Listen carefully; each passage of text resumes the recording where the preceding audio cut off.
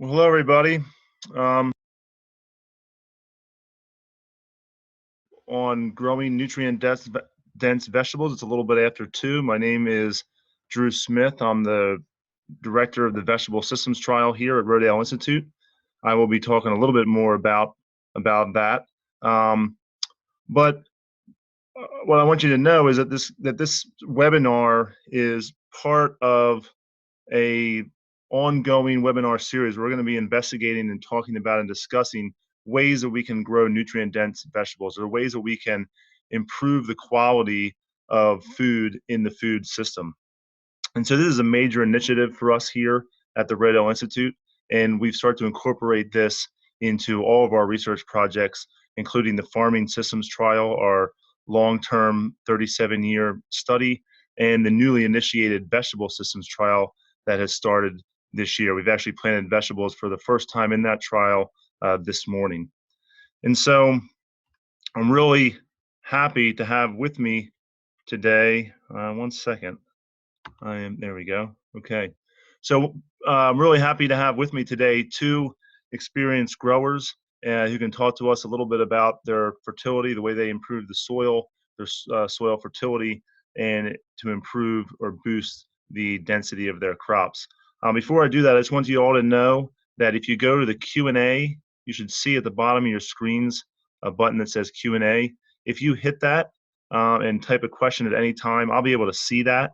What I'd like to do is potentially wait until the very end of the webinar for us to answer questions. If I see a question that seems appropriate for one of our panelists to answer during their talk, or if we're staying on time, then I'll go ahead and I'll ask that question. I'll be able to see all of your questions. And so the first panelist that we have is Mike Brownback of Spiral Path Farm. Mike is the co-owner of Spiral Path Farm with his wife Tara, and he also farms with his sons Will and Lucas. It's a 255-acre diversified vegetable farm located near Louisville, Pennsylvania. The Brownback family has farmed the land since 1978, and they've been certified organic since 1991. They now have approximately 2,400 member CSA and sell a large amount of produce through several wholesale avenues. Mike is a highly respected member of the farming community, and he is always willing to share his vast farming experience and knowledge with fellow farmers, and I'm glad that he's willing to join us today. I've asked Mike to talk about his process for making compost and fertility management on his farm. Also joining us today is Dan Kittredge, who's been an organic farmer and activist for most of his life, maybe all of his life. He's been farming organically for 30 years, and he'd use the term biologically for the last 10 years. He and his wife manage a 24-acre mixed farm in central Massachusetts with 2.5 acres of intensive vegetables, 8 hoop houses, pastured poultry, grass-fed beef, and perennials. Dan's also the founder and executive director of the Bionutrient Food Association. This organization started as the Real Food Campaign in 2008 to empower and educate farmers towards the production of quality food for the improvement of human health.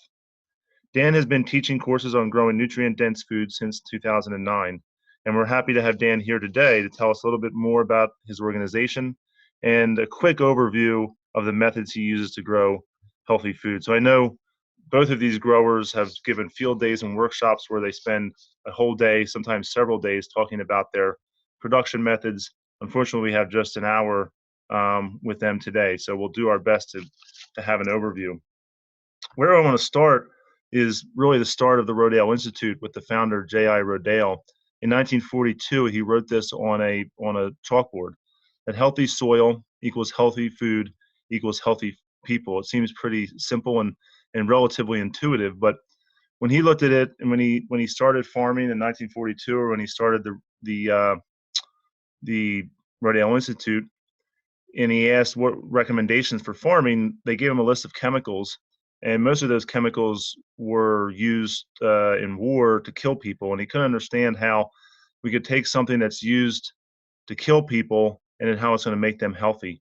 And that's when he started investigating people like Lady Eve Balfour and Sir Albert Howard, and the methods they were using or they were championing to improve soil health. And over the last 70 years, we've really been able to show that when you improve the health of the soil, you do improve the health of the food. We've been able to show that we can have increased or maintain productivity by having healthy soils, that we can have crops that are resistant against insects and disease, and are able to tolerate periods of drought better than crops grown in less healthy soil. What we haven't really done a good job of is linking the healthy soil to healthy people. A lot of people would say, food is food. A strawberry is a strawberry, spinach is spinach. Well, it doesn't matter how it's grown. We disagree with that. We think that it's very important how the food is grown, and the healthfulness of the food will ultimately impact not only human health, but also the health of the planet. And so I've started to investigate some research from Don Davis at University of Texas and asked this question, what is the status of fruits and vegetables and crops in the United States, around the world? And what we found, there's several reports from the United States as well as Europe that show us that the nutritional quality of our food, or the concentrations of the vitamins and minerals in our food, have declined over the last 70 years. So in this graph, what I'm showing you is data that was put together from data that was collected by the USDA, where they've gone to grocery stores and they've selected crops, 43 different crops, mostly vegetables, some fruits, and they've analyzed them for their nutrient content. And they've done this over a period of years. And so what Dr. Davis did was he compared the data from 1950 to the data in 1999. And what you can see is that if you look at this graph, if the dot is at 1, then there's been no change. If the dot is above 1, that means the nutritional quality of the specific nutrient that we're looking at was higher in 1950 than it was in 1999. If it's below 1, then it's declined since 1950. And if you look down at the bottom and you see those asterisks, those indicate that when we apply statistics, that there's an actual difference. There's a statistical difference.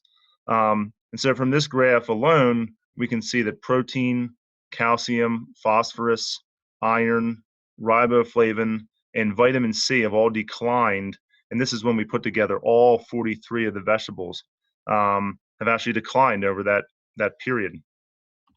If we take a look just at one specific vegetable and one specific nutrient, calcium in broccoli, measured here as the milligrams of calcium per gram of broccoli that you would eat, we see we can really see this decline. In 1950, if you ate broccoli, you'd be getting 12.9 milligrams for every gram that you ate. In 1963, it was 9.4. In 1982, between 1982 and 2002, those studies we found about less than half of what they were in 1950. And in 2003 to 2009, the average concentration of calcium was 4.4. And this is where the United States assumes when you eat broccoli, and that they've set calcium as, you're getting 4.4 milligrams per gram. But you can see in 1996, 1997, where they've taken multiple cultivars of broccoli, the average was actually 3.4 milligrams per gram. And I've just taken the rate of decline from 1950 to 2009 and then extended that rate out to 2017. And if we have dropped at the same rate from 1950 to 2009, we would actually have zero calcium or negative calcium, if that was possible, in broccoli. So it's possible that we're getting much less nutritional content than even the government assumes that we are in their reports. And so some of the major questions we're asking with all of our trials, and specifically the vegetable systems trial, which I'll describe in a minute, is, do organic crops have higher nutritional value than conventional crops? And we're also asking the question, how can we increase the nutritional quality of crops? So not just in organic practices, but in general, how can we increase the nutritional quality of crops? People have attempted to answer that first question in various different ways. One of them is a market basket approach, where you go to the grocery store, take organic crops and conventional crops off the shelf. And when I use this term conventional, what I'm referring to is basically the standard practices that are practiced in the United States or around the world today. And another approach that improves on that, because some people would say, well, you can't, that's not really fair, because some crops were grown in Washington State and others were grown in Pennsylvania, or some of them were grown in a whole other country. So maybe that has a greater impact on nutritional quality than how they were grown. So other approaches have attempted to control for that, where they've taken farms that are nearby each other, that are either organic and conventional, and compared the nutritional quality of those crops. But again, the soil types differ, even down the street, even miles apart. And so today, there's been no study that has taken a comparison of organic and conventional crops that have been grown in the same soil, side by side, and that they only differ. The only difference between the two is how they were grown and what the inputs were.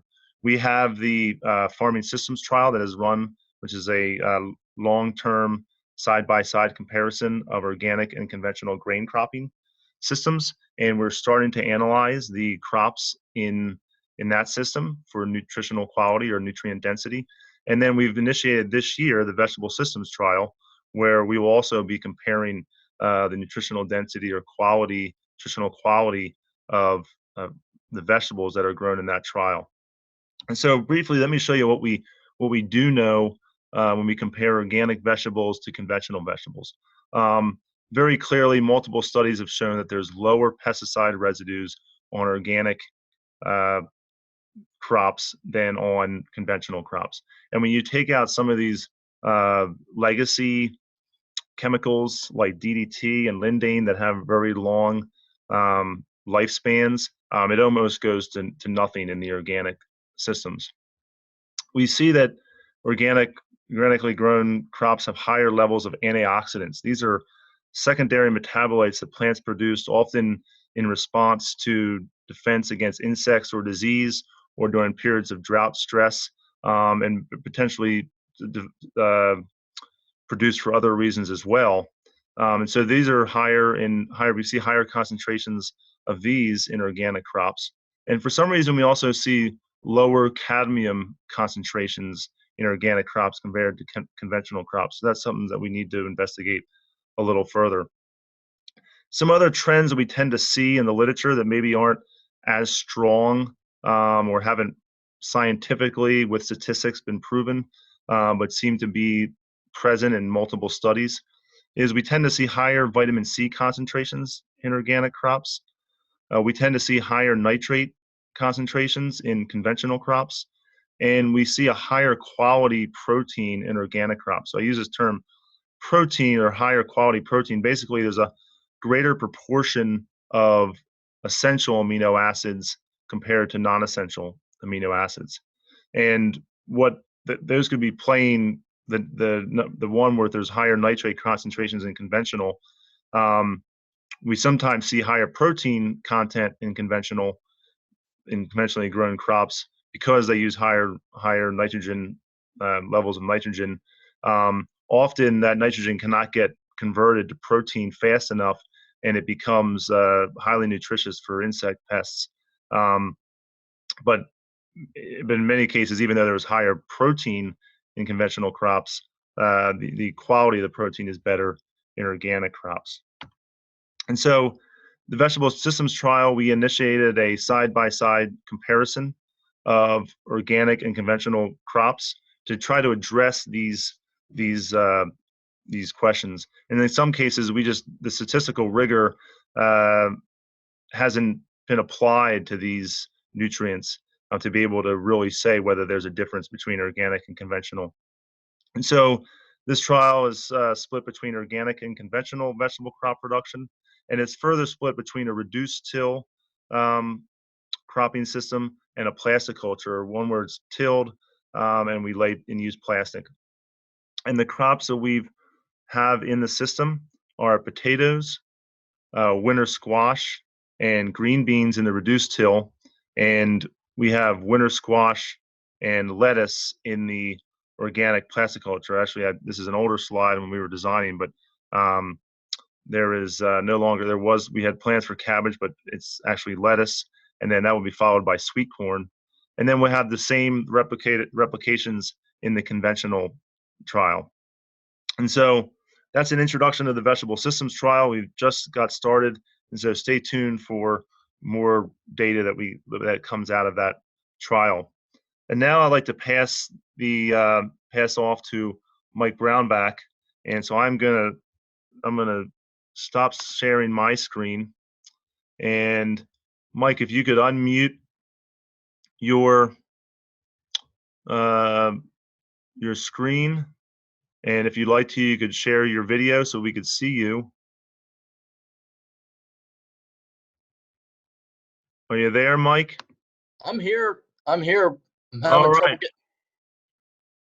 Do you see the share video? Share screen. Share screen. Nope, that's not it. On your bottom left, you should actually stop video on the bottom left next to the mute. It should say stop video. It says start video. Okay, well, go ahead and start video then. And I bet you're going to pop up.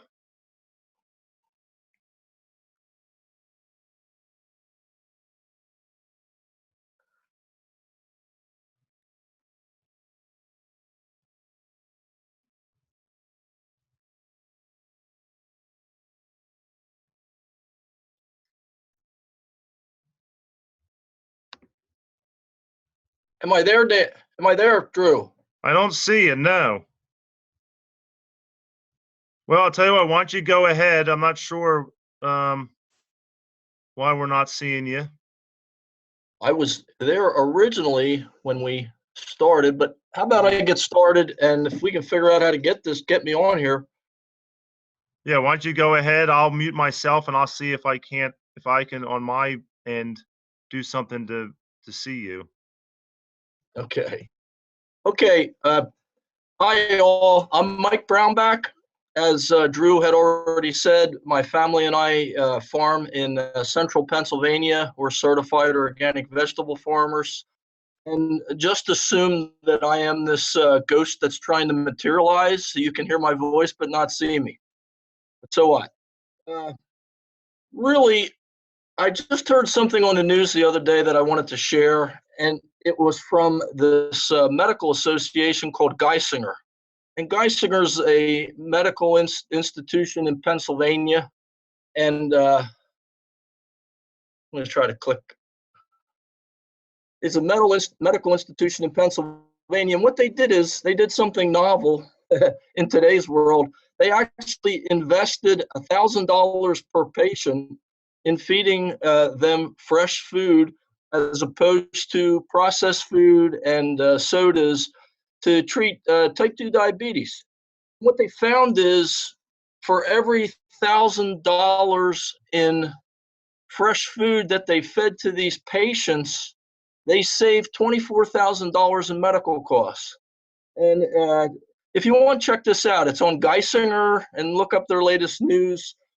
But I thought this is exactly what we're talking about. We're talking about real world scenarios where the dedication that us as practitioners and growers are putting efforts into growing nutrient dense food, and the medical world, which really, if you get down to it, there shouldn't even be some of these diseases, and shame on us as a culture.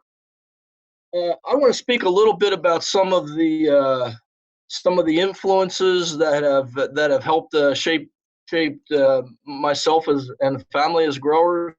I would say the first influence for me was organic gardening back in the late 60s and early 70s.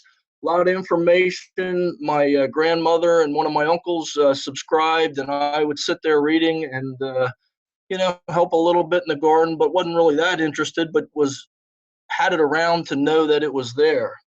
I'd say the second influence that really helped along the way was Rudolf Steiner. And I got into Rudolf Steiner and some of those anthroposophic principles from a spiritual perspective. And then when I finally got around to reading the agricultural course, it somewhat made sense and somewhat didn't. But it's amazing how many things that pertain in the practicing that I'm doing today actually fall back to some of those discussions in the agricultural courses. Also would say that Acres USA was very instrumental back in our early years, back in the early 80s when there wasn't a lot of information around. And a lot of thanks goes to Charles Waters for introducing us to the Albrecht method. That, of course, was the work of William Albrecht, here taken up by Neil Kinsey. When you talk about composting, I would say you'd have to go to the biodynamics and Rudolf Steiner. I mean, they were really one of the early ones to talk about it, and that doesn't in any way detract from some of the other notables. But on our farm, we look at our soil as the source of everything that we actually. That's the source of our income. That's the source of our health. It's the source of the wealth of a nation. And as we come to terms with the fact that we are out of sync with how we produce food, let alone with the myriad of other things, ourselves as practitioners, we can follow this matrix of soil improvement to make every attempt to improve the nutrient density of food. And on our farm, we look at cover cropping, we look at composting, and we look at nutrient amendments as the three building blocks. But there's a couple other things that I want to briefly sketch about. One is the art and craft of tillage. I know tillage is not a big, it's supposed to be a bad thing these days, and oh my gosh, I'm not supposed to till. Well, I happen to be a person that tills. And would I like to till less? And do I till less when I can? Absolutely. But you want to grow carrots, you want to grow a lot of this produce, you basically have to get a seedbed somehow. And I think that some of the basics of tilling at the right moisture conditions are so important to maintaining the work that we do in composting and nutrient amendment and incorporating cover crops. Those things are for naught if we're not taking care of how we deal with soil structure and tillage. We look at our cover crops as our biggest effort into soil improvement. It produces the most biomass. We use a great deal of diversity in our cover crop seed selection. We do most of our cover cropping is done in late summer and fall. We do some summer fallow, particular in our high tunnels, where we're using blends, and all our blends typically have legumes in them. Something like sun hemp in the summer, cowpeas we really like in the summer. In the fall, we like crimson clovers and hairy vetch, and we'll mix those with the appropriate grasses to get the right blends. And sometimes we'll even use something like oats in the fall to intentionally seed crops that'll winter kill to give a good seed bed so that we can minimally till and sometimes not even till to get a crop started in the spring. Now, I want to talk a little bit about our composting system. Composting has been really, really one of the cornerstones of organics, and I think it's been somewhat hijacked by high-tech composters that want you to believe that you have to have this compost turner and all these different gizmos and gadgets to make good compost. Well, I happen to have a small compost turner that I had since the early 90s and thought I had to have it. And I found in composting, the more complex we make composting, the less chance of it getting done. So we really developed a system that we think somewhat simplistic. We build big static piles, and we'll use items off our own farm.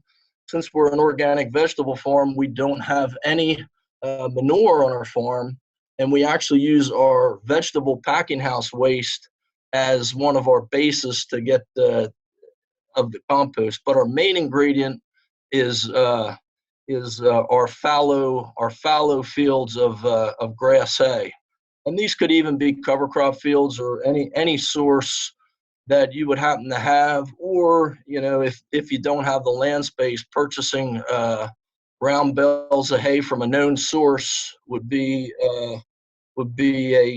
another option. So basically, I'm going to give you our recipe for compost and try to explain it a little bit. I'm going to give it in parts, so it doesn't have anything to do with weight. It's just a measure of volume. And we like nine parts of what we call chop, and that for us it's chopped hay that's been in a pile and it sets. Now, if it's right after it was harvested and we use it, obviously it's a lot greener and maybe a little more active, but it works just as well throughout the year. We actually put up enough that we're making compost the whole year, even in the dead of winter. So we'll put 9 parts of that chop. We'll put 3 parts of compost that's actively heating. So the first time you make a pile, if you don't have anything that's hot, you have to build it without the heat and wait till it does get hot. But what we do is we use an active pile as our mother pile. And when you picture a pile that I'm speaking about a heaped up static pile, not a loaf of bread, modern, built for the compost turner type pile. So it's heaped up in a big pile. We put the start with 9 parts of the chop, 3 parts of actively heating compost, 2 or 3 parts of waste, of packing house waste. That's usually buffered with some chop hay or even wood chips in order to soak up the juices so we don't waste any of that. Then to those components, we like to add wood chips. Now, the wood chips that we get, that's one thing that's not farm produced. We get those in, we stockpile them. I'll usually mix them with a little bit of something like basalt dust or something, just enough to get them that they rot just a little bit in place before I use them for an ingredient. And we'll put 2 to 3 parts of wood chips on this pile. Then we'll add soil. You can add topsoil, or you could add a really fine clay subsoil if you have such a thing. Once in a while, we have some excavation done for something else, and if we have really good clay subsoil, we'll use that as a mix and put that in the pile. That makes really good habitat. You think of fractal geometry, lots of surface area, lots of places for your microorganisms. Then to that we add basalt dust, and we get our basalt dust fairly local. It's high in silica. If you do any research into biodynamics, there's a lot of lime silica polarity. This is the silica component of lime silica polarity, and we find that it really activates our compost. So we put the basalt dust. You're going to ask the question, where do you get this stuff? Look up Rock Dust Local. That's an outfit here in the Northeast that can source some of those minerals. Rock Dust Local. Then to the pile, we finish that pile then with 1.5 parts. You could add more if you're rich, of biochar. We started composting with biochar a couple years back, and we found that it makes composting much, much easier than you ever thought. And there's something about biochar, and I'll let the wise men explain all the intricacies of how everything works, because I wouldn't pretend to understand creation. But I do know as a practitioner that we can make much better compost with a pinch of that biochar. And then what we do is, so when we lay this all out, we lay one big windrow of the chop, and add all our ingredients so that they're all piled in a mix as we go. So if it's nine of the one, we'll lay out 9 buckets. If it's 3 of the other, we'll blend 3 buckets on top of the 9. If it's 1, we'll blend 1 on top of that thing, so it's a big, long loaf of bread looking pile.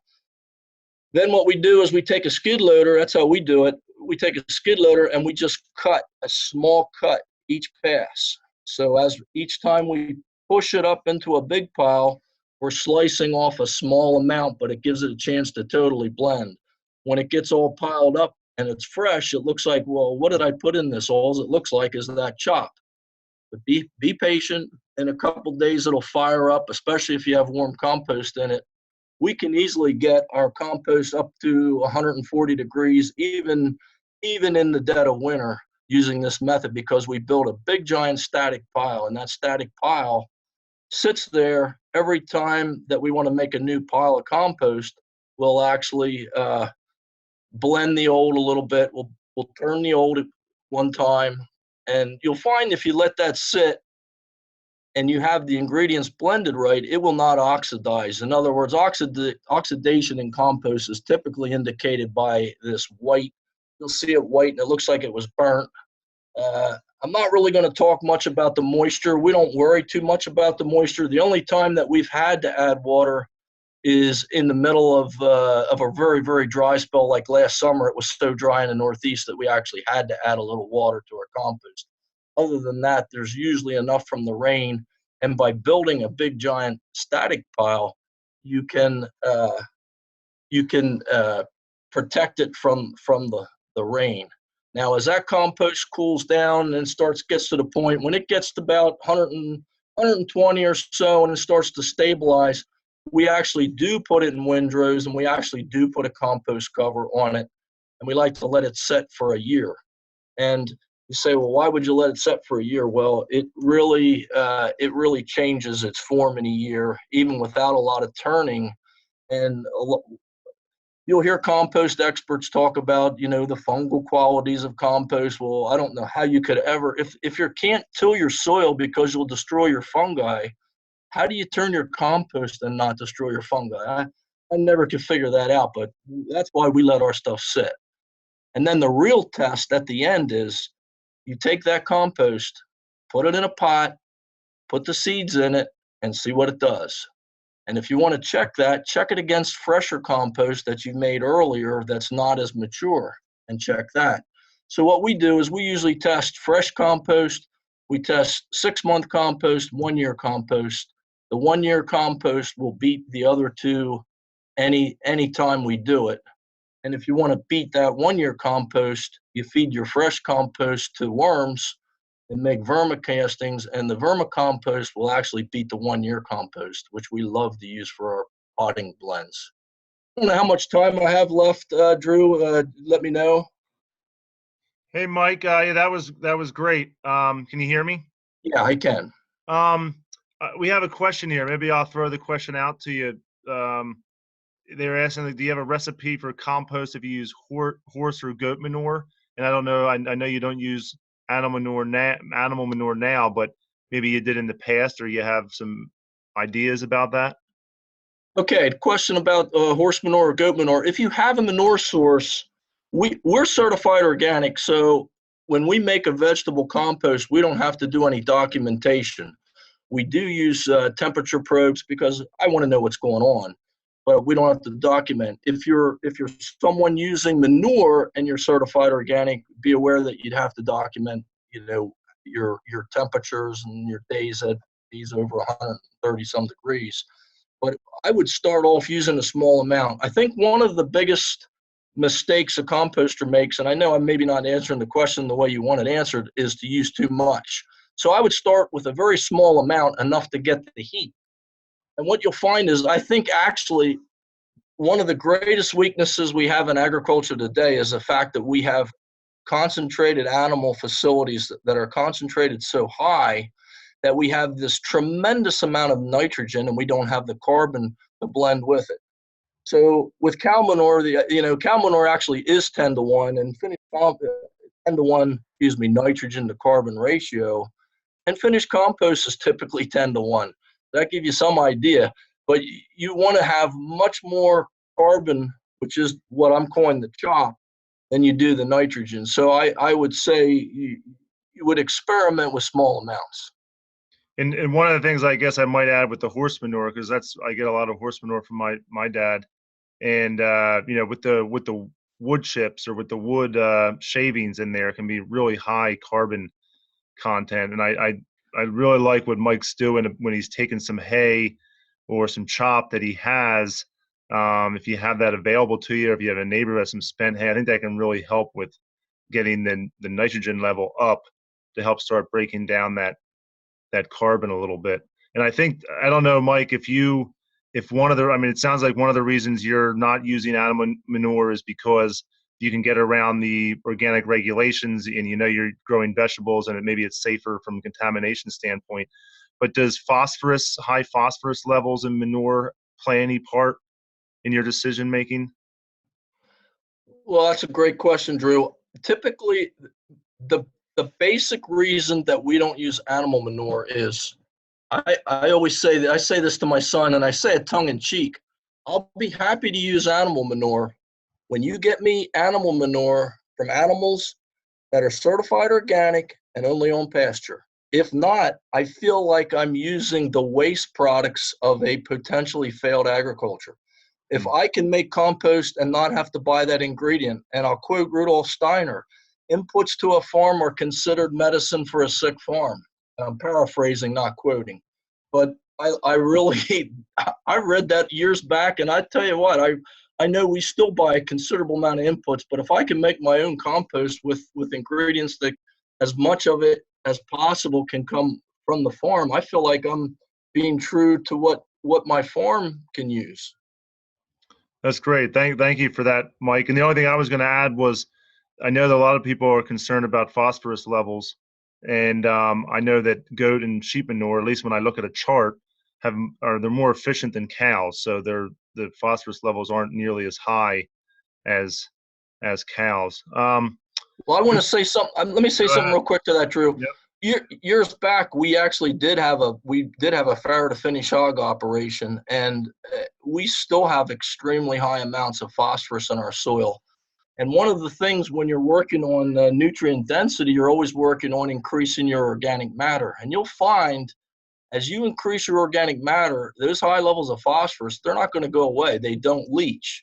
So I know where you're going with this, and I would strongly caution using more phosphorus than what you need as a raw ingredient in compost.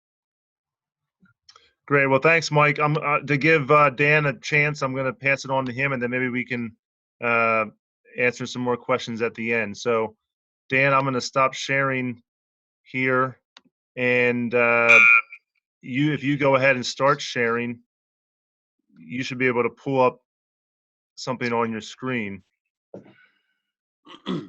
All right. You can hear me? I can hear you, yes. All right. It says that you have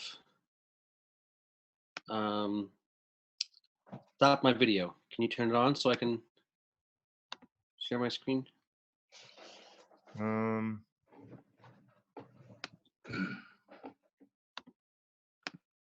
Okay. I'm going to make you the host. That might be the problem. Maybe that's Mike had. Maybe that's the problem Mike had. I didn't make him the host. All right. You should be able to share your screen. There you are. Yep. Great. Hi, everyone. I'm Dan. I have a quick PowerPoint here that I have put together for another purpose that talks about some of these topics with nutrient density and farming and soil health and plant health. I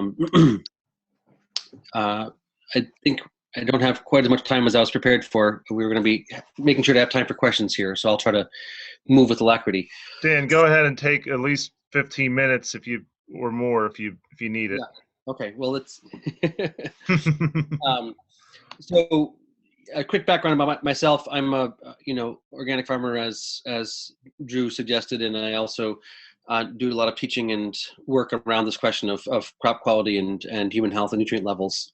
So I'll just run through this quick presentation here, talking about something that we are doing organizationally on this question, and then if there's time, I can talk more about some of the key pieces that I understand in increasing crop quality. So, yeah. So this is just a nice set of pictures here.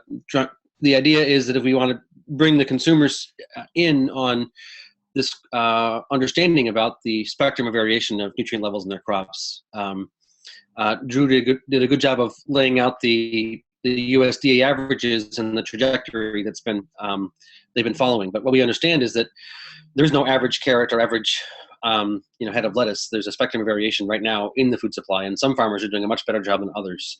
And so our thought is, if we can give consumers the ability to identify where the best crops are coming from, so they can purchase from those farmers, there'll be a strong economic incentive for the entire supply chain to focus on quality as opposed to aesthetic or volume, which is currently how farmers are basically paid now. So we did a little project a couple of years ago where we took some carrot seeds and sent them to a couple of different farms around the country, some organic farms, biological, biodynamic, conventional.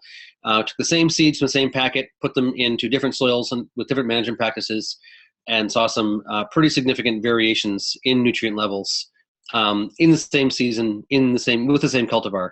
So really sort of showing pretty certainly that it's the environmental conditions in the soil which really have a dramatic effect on the quality of the crop. There's been all this talk for years about the genetics of the difference. It's this variety tastes better than that variety and will always be more nutritious. And the thing we're saying here is that it's actually the nurture is very important as well as the nature, not just the nature.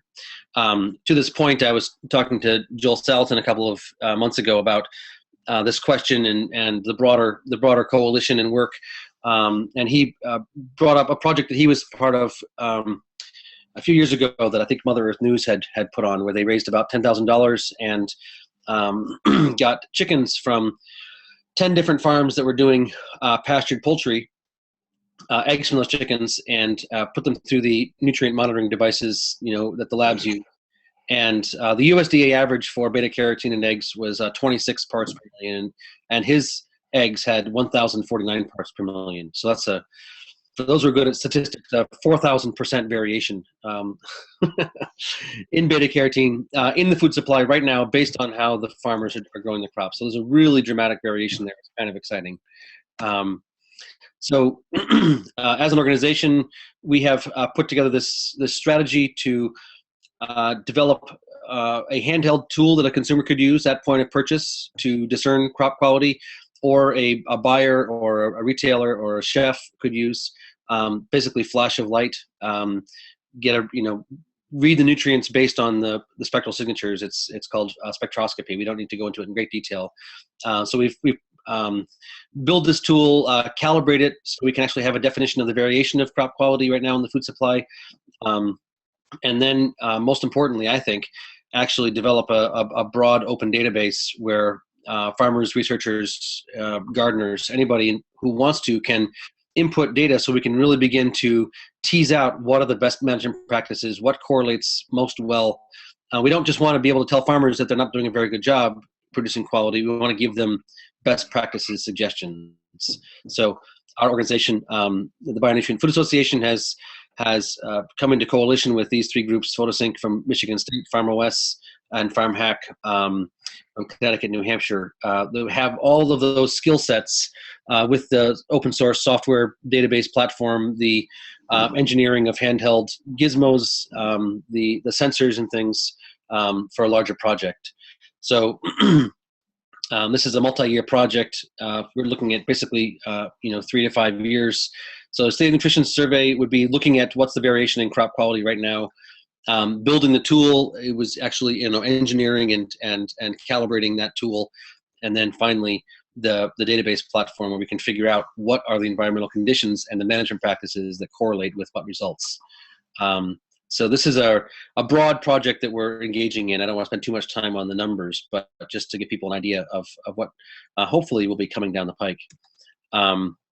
Our idea is that we can bring together the incentives of not just the farmers in being able to do a better job, increase crop quality, decrease pest and disease pressure, increase organic matter. We can work with the environmentalists who are concerned about toxins and runoff in the aquifers and the ecosystem, people who are concerned about global warming, because healthy plants actually through the process of making sugar in their leaves and injecting it into the soil to feed soil life, sequester carbon.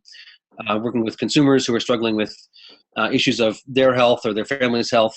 There's a whole broad network of allies we see in whose interest this work is.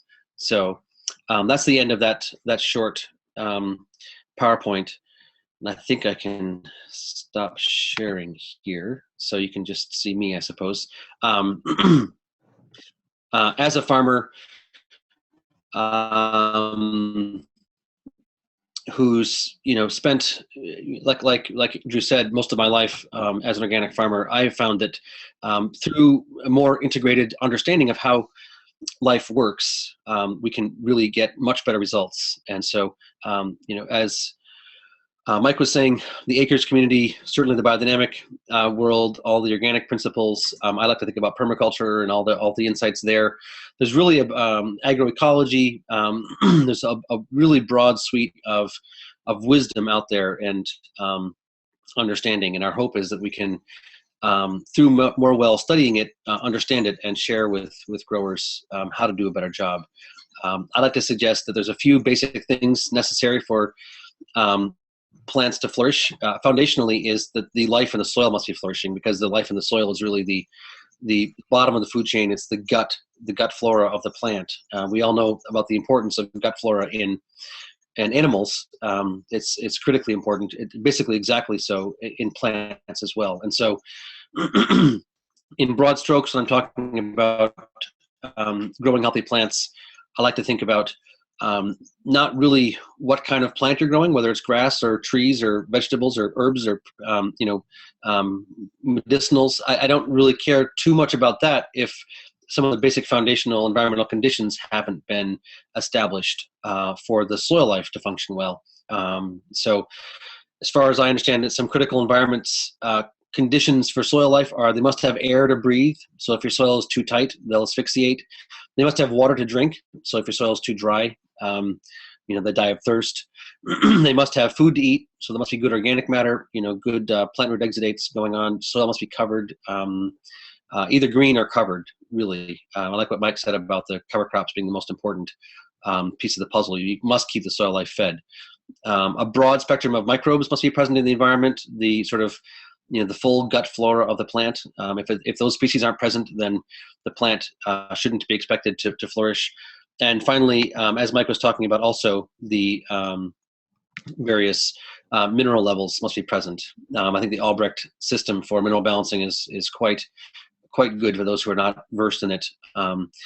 In my experience as an organic farmer, there's a big blind spot when it comes to the minerals, the critical role of things like boron and manganese and copper and zinc and cobalt and molybdenum, not just calcium and phosphorus and potassium and things like that. Sulfur is critically important. So really making sure to address those underlying environmental conditions. If your soil is too dry, you shouldn't expect your plants to flourish. If your soil is too tight, it shouldn't flourish. Not enough organic matter, etc. So I think I've only gone 5 minutes over my time, Drew, but those are some of the basic points I wanted to convey. Do you have more you'd like to share, Dan, or? I mean, I can go on for hours. I think we were going to be opening it to question and answer. I see one from Bob here, a question about, the long one. Let me just see if I can. Yeah, so Bob says, I purchased a pair of vice grips modified for bricks testing. What is a brand name of scope that one uses to see the bricks quality spectrum? If you could answer that, and as well as maybe to tell people a little bit what is bricks and why it's important. Yeah. So Brix is Brix was he was an Austrian chemist who figured out that the specific gravity of grape juice affected the quality of the wine made from it. So it's a bit of an esoteric point, but watery grape juice is more likely to make vinegar or go bad, and more viscous thick grape juice was more likely to make high quality wine. And so he figured that out with the hydrometer in the 1830s, but a really simple tool called a refractometer has been developed to take that insight and be able to get a reading off of a fluid with just 1 or 2 drops. So the vice grips, I don't think I have a pair with me immediately. I probably could get one here in the office, but the idea is to take a whatever it is you're looking at, a carrot or a cucumber or tomato or potato, and you want to squish it. You could use a garlic press. We use the vice grips. We get them from Pike Agri Lab Supply in Maine. I think it's just pikeagri.com. There's got a farmer up there that makes some really good squishers. You take that piece of potato, you squish it, you put 1 drop of the juice onto the refractometer, and you look through the end, and it'll tell you basically how much light refracts or how much it bends when it passes through that drop of potato juice. And effectively, the more watery the sap, the less nutrients in there, the lower the number, and the more full of compounds and flavor that juice is, the more it bends the light. So in a very simple manner, you can get a rough approximation of relatively how good a crop is with just that simple tool. From the 1800s, no battery, use it 10,000 times over and over again. So that's the best tool we've got right now for testing crop quality. If you want a number, a simple tool you can have in your back pocket. To answer the direct question, we just go on eBay or something like that and buy them in bulk from China. You can, a $25 refractometer is just fine as far as I'm concerned. You can certainly spend $150 for a automatic temperature calibrated one, or $300 for a digital one, but the $20 ones seem to work just fine. I wouldn't be too concerned about the name brand. One question I would have to add to that, Dan, is what would be a good Brix, and how often should you test? When should you test your crop? How often? And if you see changes from one time to another, what might that indicate? So generally, when the plant is growing, before you harvest the tomato or harvest the cucumber, you want to take a leaf and squish the leaf and get a drop of juice out of that. And we generally say the target level is 12. We'd like to see in the Brix reading in a plant, which should be sufficient to humble most people, because 12 is rarely occurs. When the plant is really healthy, you'll get 12, 14, 18. You can get much higher Brix readings, but oftentimes people find a Brix reading of 3 or 4 in their leaves of their crops. Then they think they need to buy a fancier refractometer, because it must be the refractometer, when really it's probably just your plants aren't that healthy. The actual reading on the cucumber or on the tomato, what is poor, average, good, or excellent is varies by crop. You can certainly look up online Brix chart. On our website, bionutrient.org, we've got a whole page that explains what Brix is, and you can download the chart. So the variation is there. Within each specific crop, I can't give you, just, it would be lots of numbers, wouldn't matter. But in general, when the plant is growing, you're looking for that Brix of 12, which also generally correlates with complete physiological pest and disease resistance, and excellent Brix readings in a crop that you're harvesting, not just the plant while it's growing. Okay, great. I see a long question here from Patricia Sprague. Yeah, I'm gonna. It's a long one. I think she's just making a comment. So, Patricia, if it's okay, I think we should have your information. We'll try to get a hold of you and contact you. She was mentioning, probably prompted by your collaborations, Dan. What I'd like to ask now, since we have a little bit of time, to both Dan and Mike, is maybe you can just give us a list or kind of a general overview of what fertilizers you use, and maybe how you'd use them when, based on soil tests, I guess. I know that could probably be a long answer as well, but maybe just a general idea of if you just have your soil test, and now I've decided I'm gonna put these fertilizers on. Why don't we start with you, Dan? All right. And I just wanted to say to Patricia, yes, I would love to Yeah. talk to you offline. Feel free to email me, just at bionutrient.org. Um, um, yeah, well, I think what Mike said about the cover crops is really important. When you get a soil test back, you really, there's some level of knowledge necessary to understand what is present at sufficient levels and what is deficient. And that's part of what we do with our organization is go around and teach people how to read their own soil tests and make their own recommendations. We have our full 2-day course online for free on our YouTube page. You can watch various versions of it. There's a couple good books out there. I think The Ideal Soil by Michael Estera is one of the better sort of handbooks on how to read a soil test and make recommendations. But yeah, what you need to add systemically is based on what's not present. And so you may need to add copper sulfate and zinc sulfate. You may need to add rock phosphate or gypsum. It depends on your soil test. I generally do have like a small prophylactic dose of a bunch of different rock minerals that I put down on my farm when I plant. Maybe 1,000 pounds per acre, which has a mix of limestone, rock phosphate, gypsum, green sand, humates, dynamine, sea salt, kelp, alfalfa meal, maybe a little bit of compost.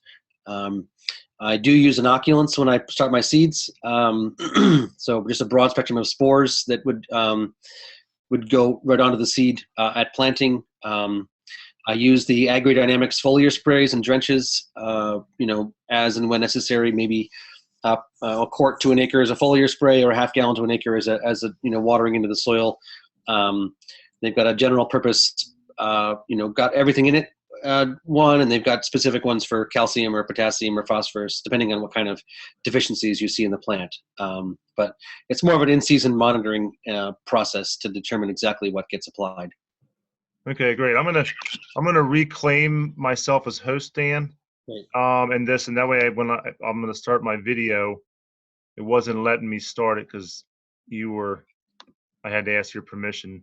And Mike and Dan, feel free to share your video if you like or not. So Mike, if you're still there, could you answer that question too? When you start the season, what fertilizer are you using, and maybe throughout the season as well? Can you hear me? Can, yes. Okay. Well, the start of the season is a really funny term. I guess for us, the start of the new season is always in the fall. It's when we're seeding cover crops, but we also like to pull soil tests. So we'll pull soil tests around the farm, not on every field, but we'll group our fields by soil type and by fertility, and we'll basically get our soil test results and there's a lot of good labs out there. There's A&L, there's local labs around here. We happen to use Kinsey Agricultural Lab, which my son and I have running contention over. It seems to me that there's too long of a turnaround time. But whatever lab you use, you have to have it's best to have some track record that I've used that lab for a certain amount of time, that you have some trends that you're seeing. I can say for a fact that we've had fields that have been low in boron. We've amended boron based on recommendations, and now we don't need to add boron. So my point is that these minerals, whether they're considered trace minerals, macro elements or not, they can be. The ideal is to raise them to a level of sufficiency. There's a lot of contention about what is adequate, and I know most vegetable growers, particularly commercial vegetable growers, have a hard time keeping their potash up as high as they'd like. I mean, basically, we'd like to keep our potash up around 5%, and we have a hard time doing that. We add. I would say, if I would give a guidance on nutrient additions that are generic, for me, the guidance is, number one, I do not want to support a failed agriculture with the nutrients that I add to the soil. So why would I want to take why would I berate a CAFO and then turn around and get feather meal or chicken manure and then want to put that on my fields. I don't want to do that. I always want to find a way to use a mineral or a nutrient that doesn't come from an agriculture, because if I just don't want to be hypocritical in organics approach to improving the soil. All right. So I just wanted just to comment on that, Drew. I really want to second Mike's comment there.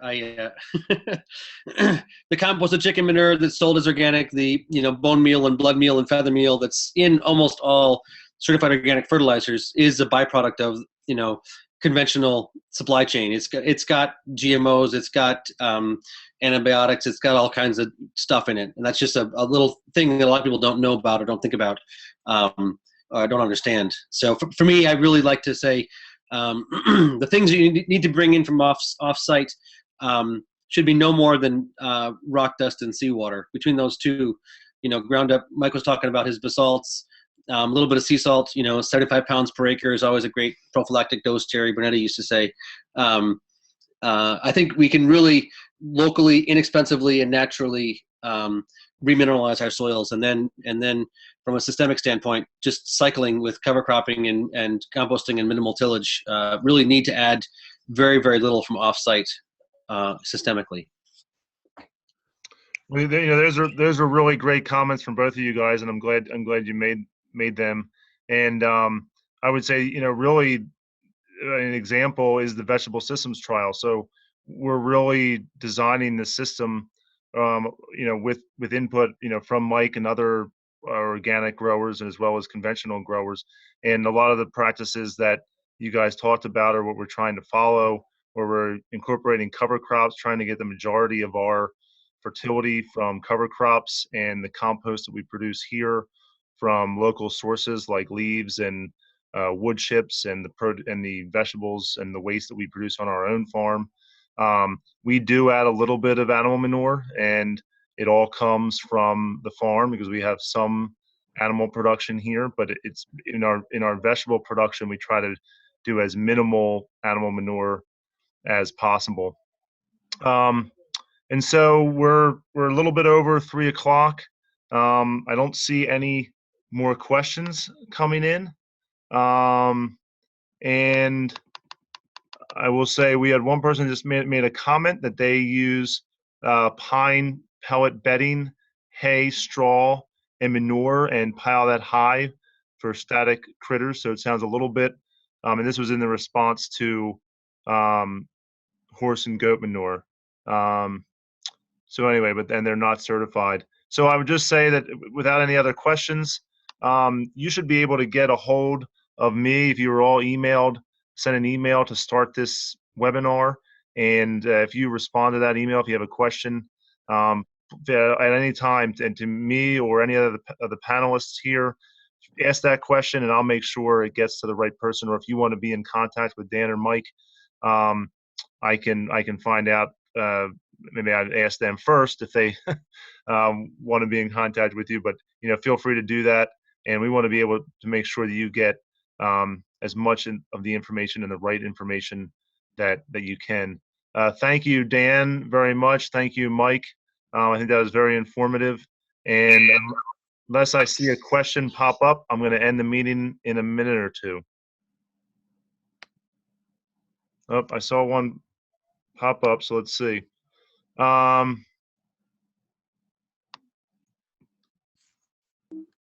The question was what websites. So maybe that is what websites would you refer?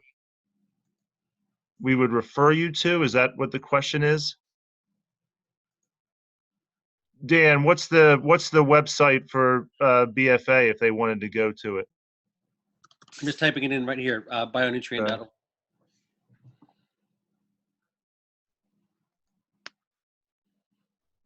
It's just bionutrient.org. Bio like bionutrient like nutrient, all one word, singular. My email is just dan@bionutrient.org. There you go. And obviously, you can get a hold of me and the other work at the Rodale Institute at www.rodaleinstitute.org. And I guess if you wanted to find out more about the Spiral Path Farm or potentially join the Spiral Path Farm CSA, Mike, what's your website? Our website is spiralpathfarm.com. Okay, that's pretty simple. Any other questions? All right, well, thank you all for attending. Thank you, Dan and Mike. And I'm going to go ahead and end the webinar. Thanks a lot. Thank you.